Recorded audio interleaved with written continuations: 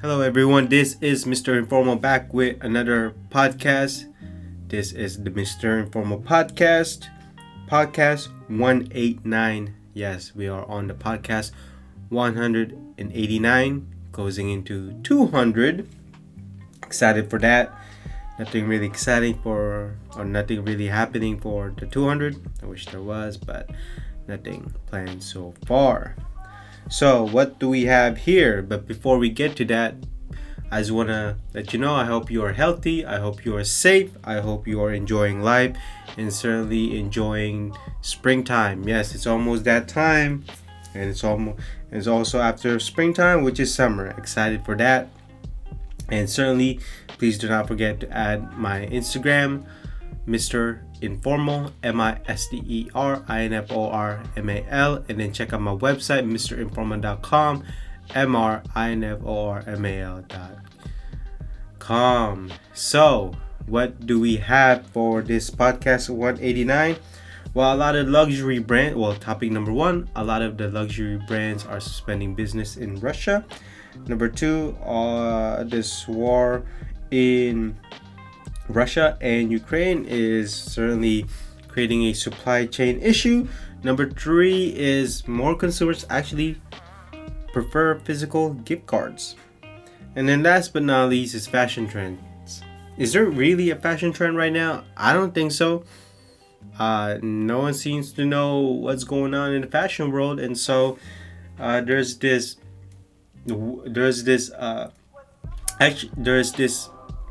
thought that anything goes. Well, it seems like it is. And so those are the four topics for this Mr. Informal podcast 189. And so let's go ahead and start the podcast. So topic number one is from hypebeast.com. LVMH, Kering, Hermes, and Chanel suspend business in Russia, temporarily closing hundreds of luxury boutiques in the country. So the world's top luxury brands have announced they will be temporarily closing stores and halt business operation in Russia following the recent military action against Ukraine. Sanctions placed on Russia have made it increasingly difficult for international corporations to conduct businesses in the country, with Visa, MasterCard, and Apple Pay recently announcing suspension of services. Russia currently accounts for approximately $9 billion USD yearly luxury goods spending, according to Jeffrey's report. Given our increases concern about the current situation, the growing uncertainty, that the complexity to operate, Chanel decided to temporarily pause its business in Russia. We will no longer deliver into Russia. We will close our boutiques, and we already suspended our e-commerce, said the fashion house. Deeply concerned by the situation in Europe at this time, it's with regret that we have taken the decision to temporarily close our stores in Russia and pause all our commercial activities for March 4th evening. So, that's their decision. I think that it's a bold move, certainly. And the president of Russia seems like they don't really care. And if you are into luxury goods then in Russia, then certainly you would be concerned that your luxury goods is not going to be open. But if you're just a type of citizen who wants to live a normal life and don't really care about luxury goods, man, it's not really much of a big deal. But this, to me, it's very hypocritical of luxury goods, okay? Because yes, this is an invasion of a country, but what about a country who are killing a certain group of race or a certain ethnic group in China? So why don't they do the same? I mean, isn't it the same as killing people? I mean, look at China. Aren't they invading Hong Kong? Are they trying to invade Taiwan? What's going to happen? What if China does invade Taiwan? Are we going to see the same action? But why are we seeing this type of action now instead of a few years ago? So in the last paragraph, according to Reuters, LVMH which will be closing 124 boutiques in Russia starting from this weekend, has pledged to continue paying salaries of its 3,500 employees, and the Kering announced similar commitment to its 180 employees in the country. And so, I mean, I don't really know what this is going to be in effect in terms of how it's going to stop Russia invading Ukraine. I think that this is just more of a political move, or they just want to make sure that in terms of the press, they don't look bad in front of the consumers. And yet we have a president who deals with Ukraine, who actually told Ukraine that we will protect you, and yet that's not happening. So I'm really confused at this point, because no one seems to point the obvious here. How they're breaking the rules. I mean, how the US did not give its word to Ukraine. Same with Russia. They did not give their word.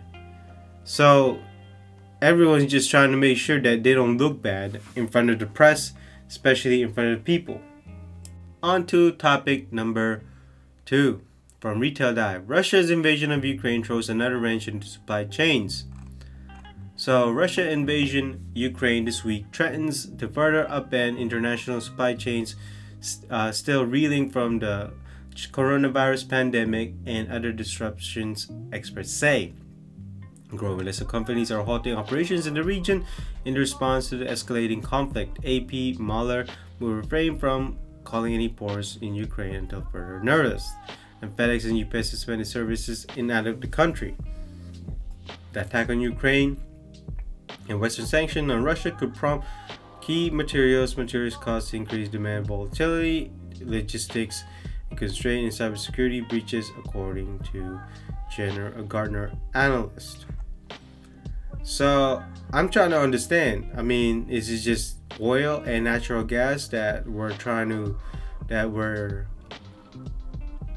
buying from Russia in Ukraine? If that's the case, I mean, how is that having disruption in the supply chains? I don't get it. Russia don't make microchips. Maybe Russia has copper. Maybe they have silver. Maybe they have gold. Maybe they have mining businesses. It could be. But in terms of, I guess they have energy, probably mostly gas and oil and natural gas. That's the only thing. That's why gas prices going up. But here we are, having a president having to depend on other countries, when we had a previous president who wanted to be independent of energy, and yet here we are. And not only that, every country should do that too, trying to make sure that they are not dependent on one country, or their energy is not dependent on a country that is a majority of their energy. I should have rephrased that, but that's the best I could do. But in terms of microchips, in terms of maybe natural resources, in terms of mining, maybe Russia has something that I don't know. But I'm trying to figure out, how is this disrupting supply chains? Are we creating a scarcity now? UPS and FedEx, I mean, I don't ship anything from Ukraine. I don't buy anything from Ukraine or even Russia. I mean, it's kind of dangerous buying from Russia. I mean, Russia tech has never been good, has never been great. I'd rather buy German tech than Russian tech. So, I mean, the only thing I would buy from Russia is probably chess, Tetris, and maybe vodka. Actually, vodka would be the best case scenario.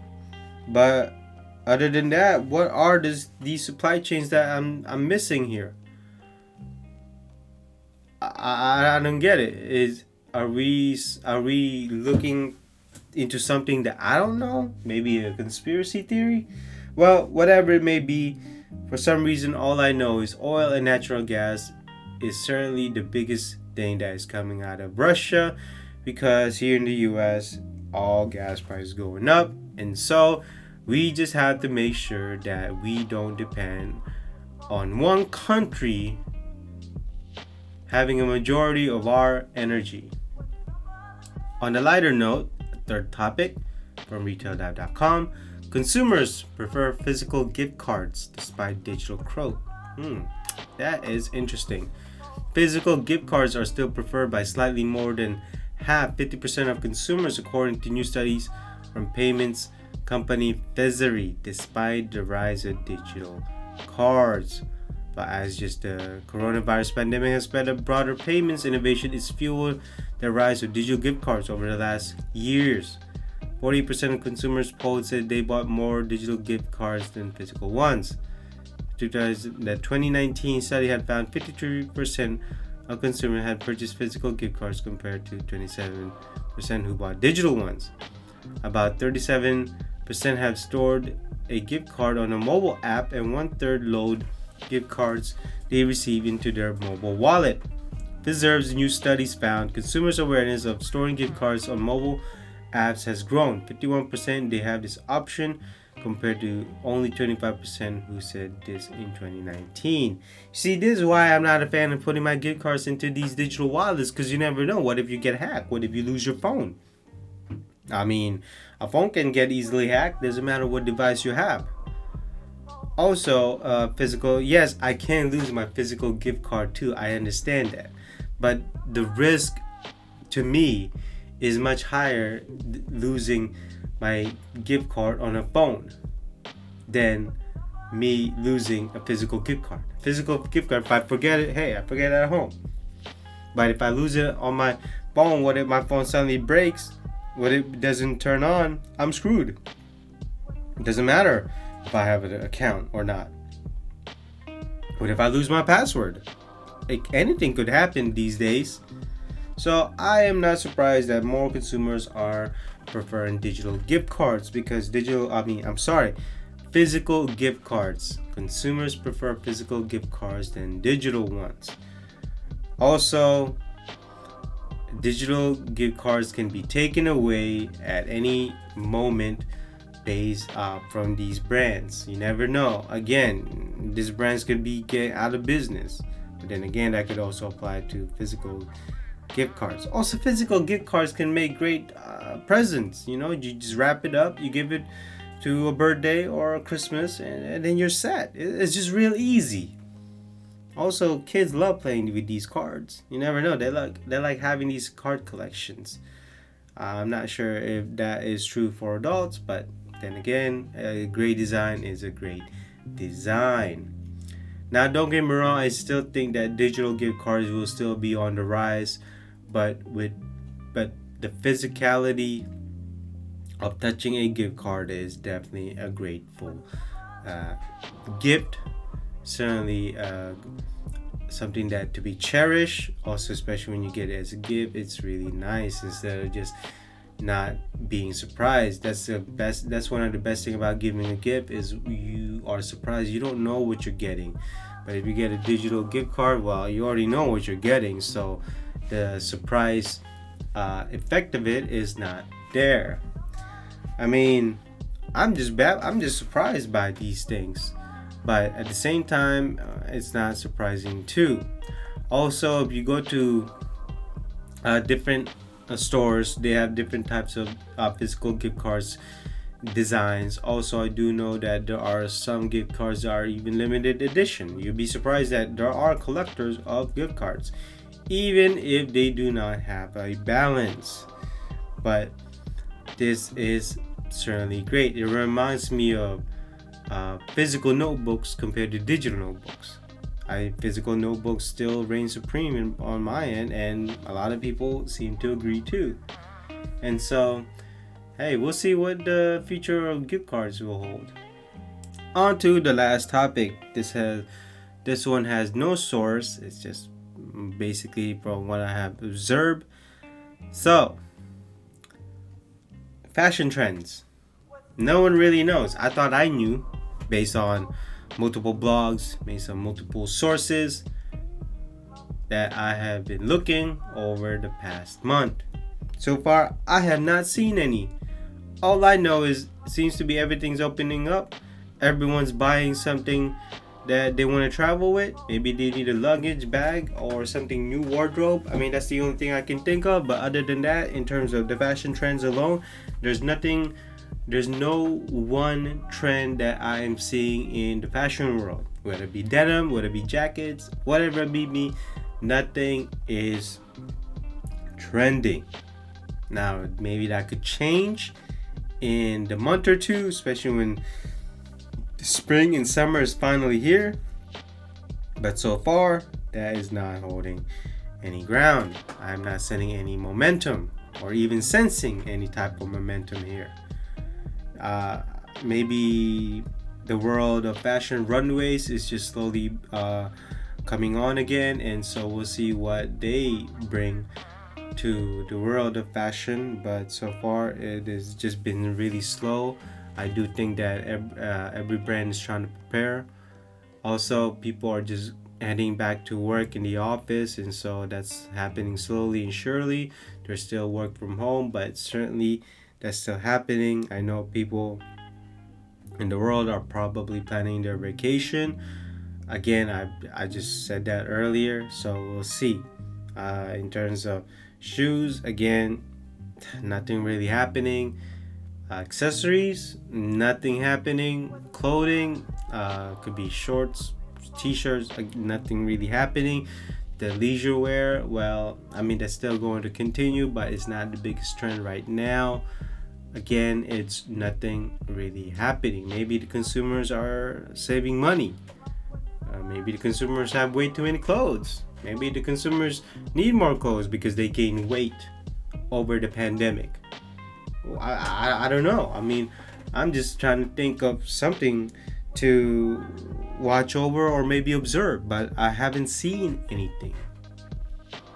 While it is still winter here in the US and transitioning to spring, I know that clothes are starting to be brighter again, be colorful, but I mean, that's typical every season.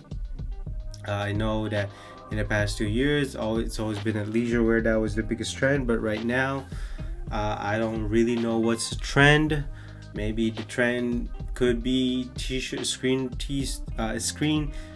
print t-shirt talking about stop the war, make love, not war. All those types of sayings in your t-shirts. Again, it could be anything based on the spring or maybe summer runways. I mean, I don't see anything that I could say, you know what, this will be the trend, or this one particular clothing will be the trend. I mean, for now, it could be anything. But then again, I don't know, because trends could change. And so this basically concludes this Mr. Informal Podcast 189. I hope that you listened to me from beginning to end, and if you did, I truly do appreciate it. Please do not forget to add me on Instagram, MISTERINFORMAL, and then check out my website, mrinformal.com, MRINFORMAL.com. And so, I hope you stay safe, I hope you are healthy, and I hope you are enjoying life wherever you are in the world. And so, I will see you in the next podcast. Bye.